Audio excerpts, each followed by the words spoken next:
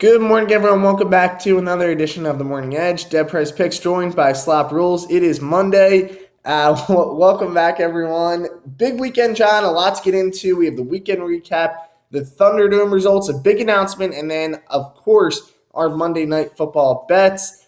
First, John, let's talk a little bit about this weekend. We had a lot go on. First, how were your bets? We had some college football since we've seen each other. Obviously, the NFL. How'd everything go this weekend? I think it went well. I was looking at my books this morning. Everything's I have more than I did have. I didn't have a lot more, but I had a little bit more, and all of that's good. Uh-huh. The best bet was the Gerald Everett one. That was a fun one, just because just the way it hit late. Again, you know how I like the late ones. And then that guy Chig from the Titans. Did you see? Like he hit his on like the last drive when they were trying to come back. That's just beautiful. You know, you can't beat that. But not just the bets though, bro. Did you see probably the dumbest play I think I've ever seen in my life in that Patriots game? I did. And you know That what's better, John? That's how I won a bet. Imagine winning oh a bet. Yeah, I had the Raiders. Yeah. So Raiders money. imagine winning a bet on the dumbest play of all time. Yeah, no, that's tough to beat. The Just 'cause type I of- asked people if that was the dumbest play, and everybody kept coming back with like the I'm trying to think, it was the miracle at the Meadowlands play, yeah, the Russell Wilson play in the Super Bowl. Those weren't like dumb. Does that make sense? Those are just like mistakes. Like maybe the Russell Wilson one was kind of like a dumb call, but I'm mhm. talking about like just a dumb like. Have you ever seen a guy just take a ball and throw it as far as he can backwards to No, that's game? my first I time. don't think that's ever happened before. It's like, wait, do they think they're losing? Like Mhm. that's I was watching with my wife. And two of my daughters. We were all just kind of looking at each other like, wait, what the hell just happened? Like, what are we doing? Like, why would he just throw the ball? That was insane. I don't think we'll ever see that again. To be honest with you.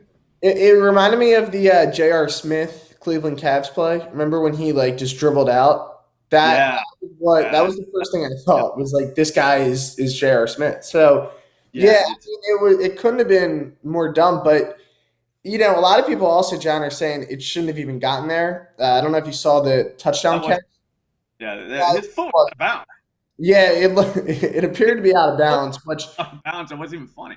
yeah, well, it brings us to is the NFL? I hate the rigged sports guys, John, because there's nothing worse than when you lose a bet and you're like, hey, it's rigged. Like, come on, just like Yeah, accept it. I like to read their stuff. I just don't like subscribe to what they say. Does that make Yeah, sense? I yeah, like it just because it's fun to read. So you're like, man, what a loser.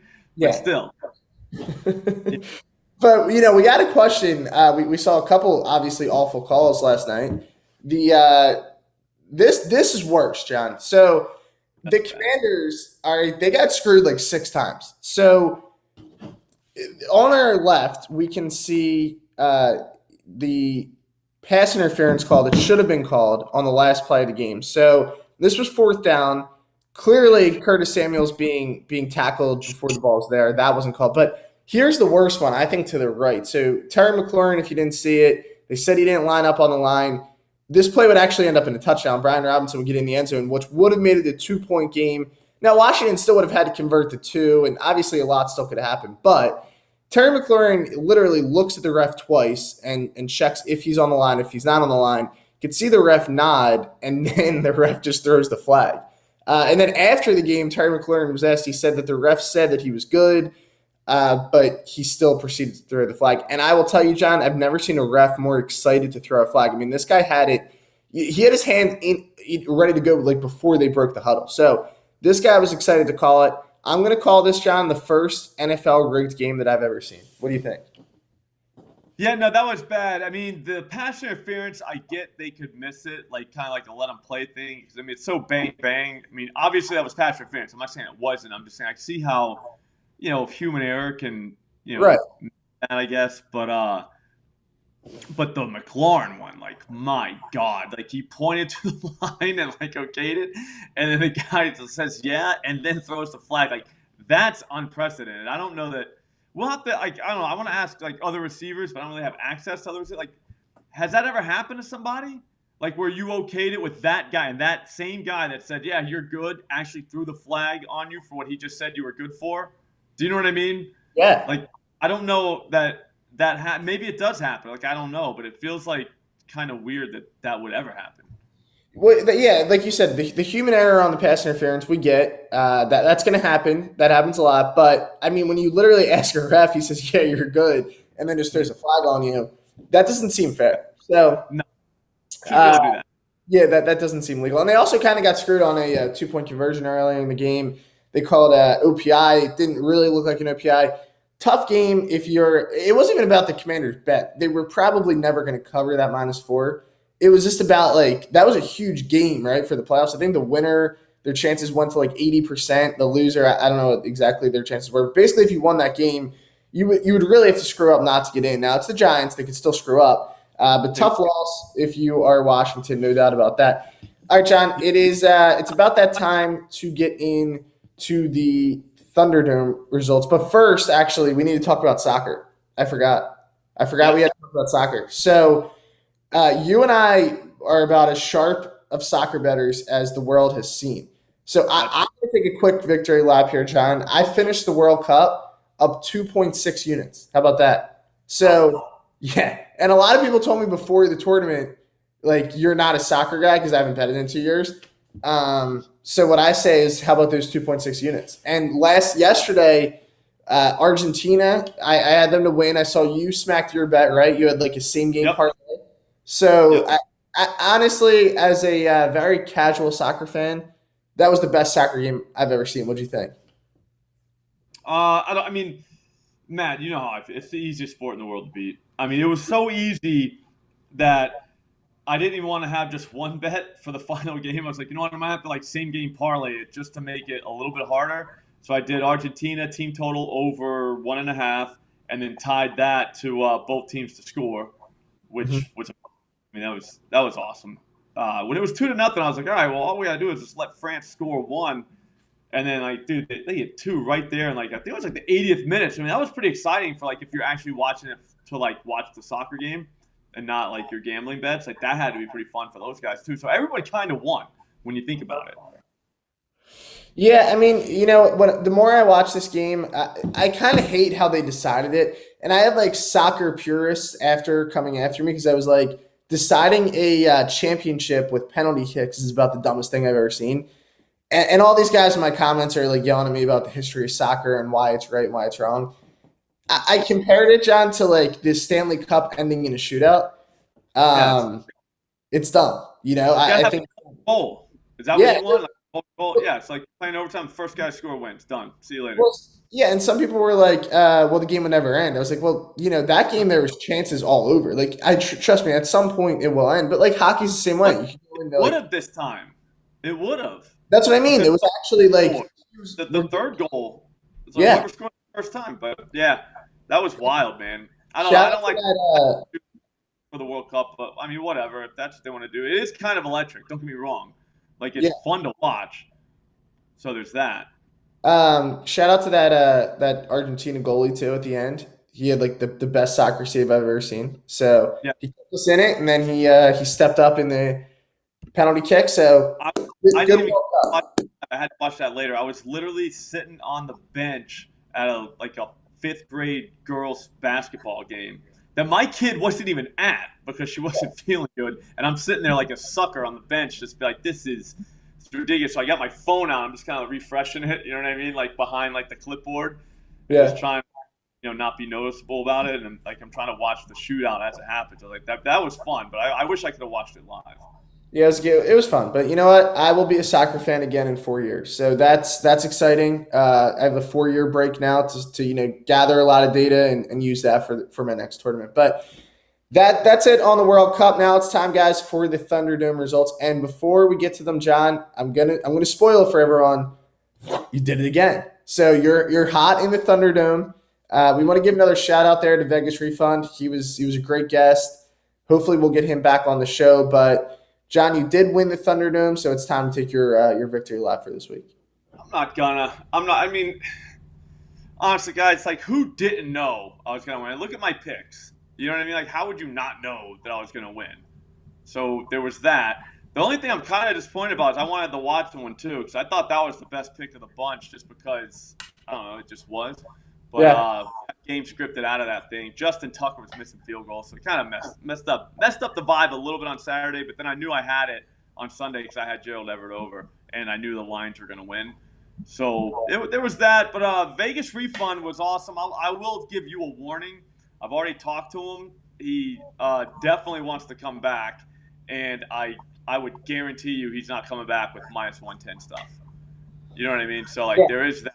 So we're gonna have to worry about him going forward. He's not he's not a bum. Like he's not gonna show up with minus 110s and hope to, you know what I'm saying, get out of here with just like, less than 3 units to win. So we're gonna have to really come and beat him. Yeah, we're gonna have to be well prepared for that. The only one I think me and him should have come out victorious on the Jets. I know it's your Lions, John. I know it's your team, but it was tough. It was kind of a meltdown there late. The Lions didn't score an offensive touchdown all game. Last drive of the game, 4th and 1, and they threw to a guy that I've never heard of, and I don't know if I will again. And then Football, baby. Lions football. Got to cover everybody. yeah, and then the Jets won for the win, and I think it was the worst kick of all time. So it was a good game, though. I'm happy that the Jets, or I'm sorry, that the Lions won, because I want them, in, right. So that's exciting for me as There's a playoffs, Matt. We've talked about that. All right, because now, when you go in, I'm going to look at their schedule. We probably don't have time to do this, but we're going to do it anyways. The Lions, we got all the time. the Lions people want to know. But I was doing a little research, crunching numbers, just doing stuff like that. That was their toughest game left. Now they go to the Panthers, which the Panthers are not like horrible, but they're not great.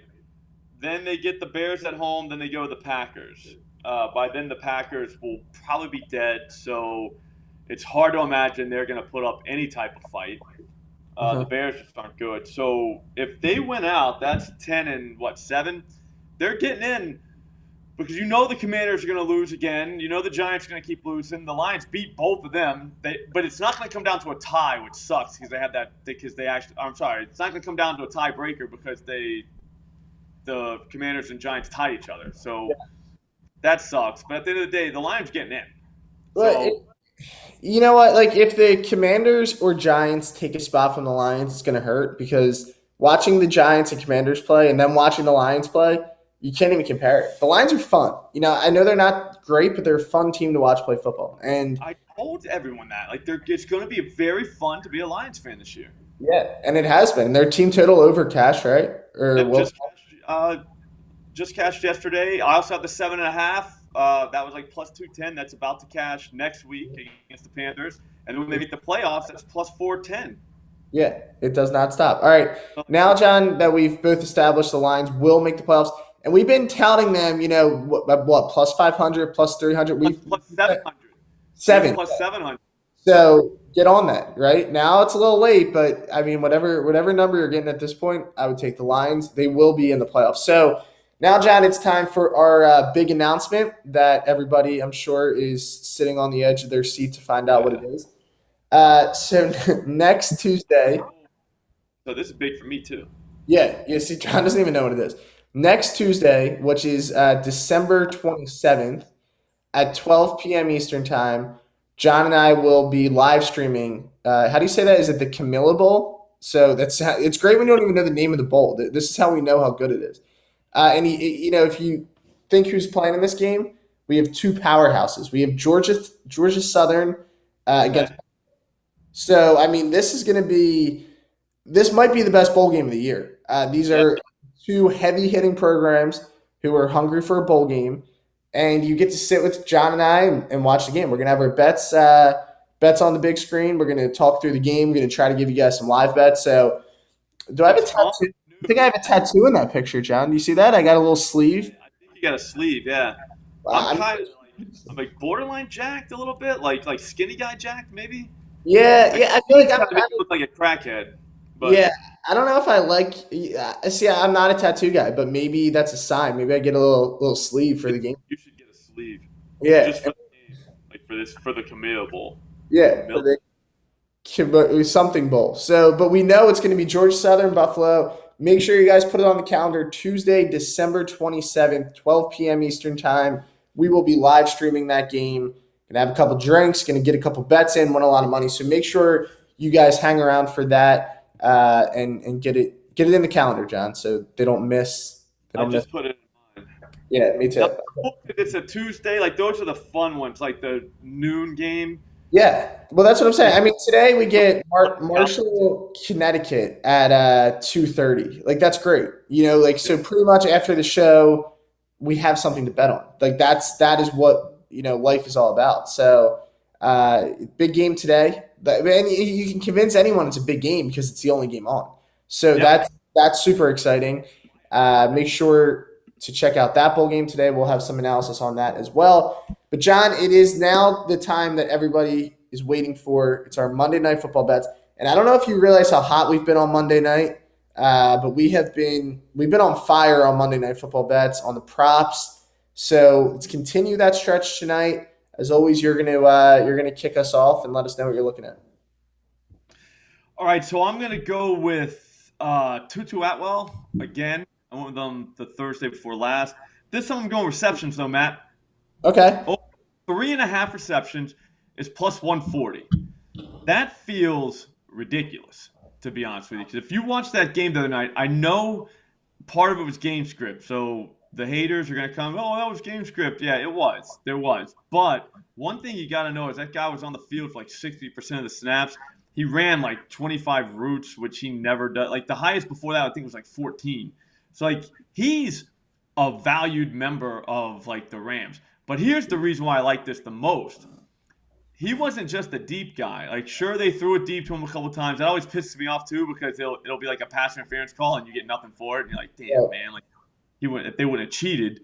But here's what I'll say: they threw a couple short balls to him, and I think they're going to do that tonight as well. I mean, I think this game kind of stays in within reach. I don't think it's going to get out of hand either way. So he could have a couple of these short routes where, like they ran with him too. I don't know if you saw that. They ran with him like twice. They tried to run. So they're trying to get him the ball. And I bet you we're going to see some little, those like little bullshit screens that, they might work, they might not, but that's a reception.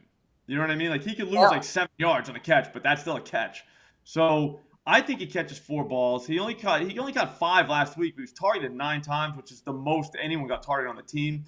I really don't have any stats on the Packers defense.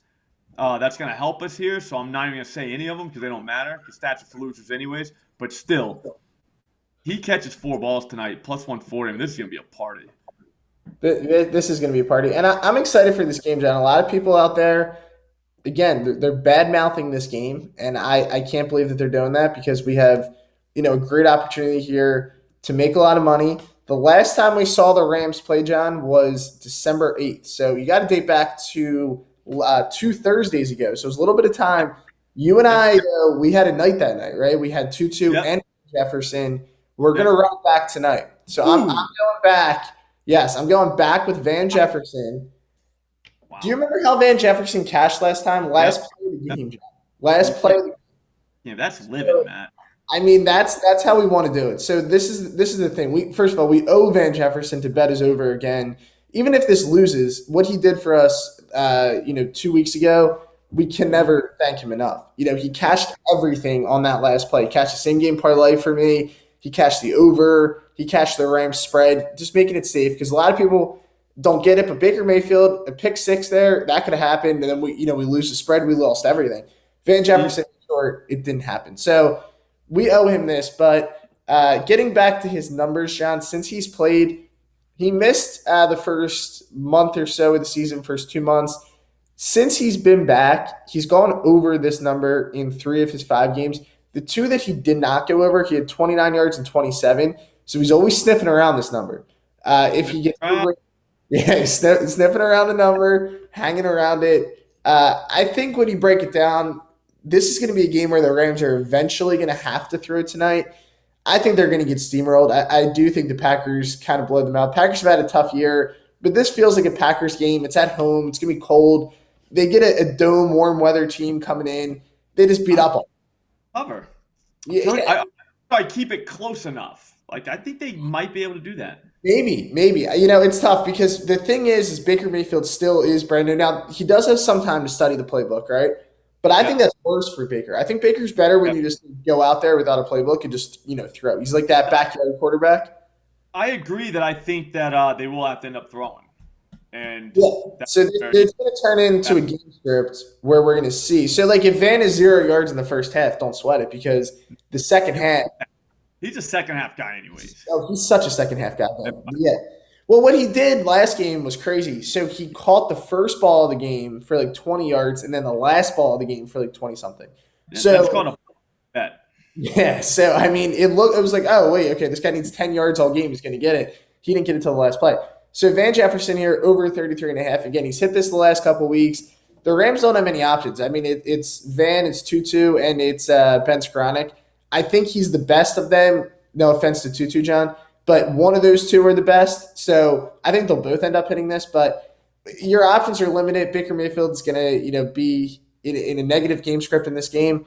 34 yards, John. That's nothing. I mean, yeah, he's a deep ball guy. So I mean, he could literally get this on one play. So I'm excited for about the weather, but I don't think it's that bad. I don't think it's even going to snow, and if it does, it'll be second half, like later in the second half. I don't know. I don't think it's going to really play in that much with for these numbers. Yeah, I mean, you're taking the guy to go like to set a record tonight. Yeah, probably not. But you know what I mean. But like 34 yards, bro.